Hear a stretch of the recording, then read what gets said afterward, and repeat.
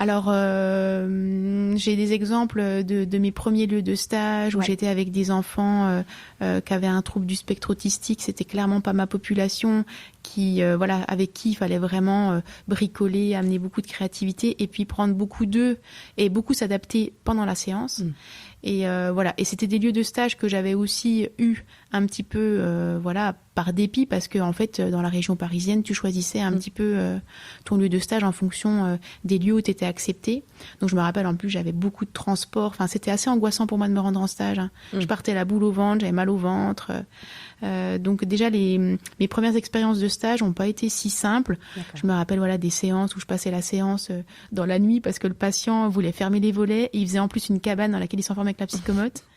Des séances en pataugeoire juste après le repas, j'avais envie de dormir. Enfin voilà, clairement je me suis pas sentie hyper épanouie au contact de ces enfants au profil atypique avec qui il fallait vraiment faire preuve de créativité.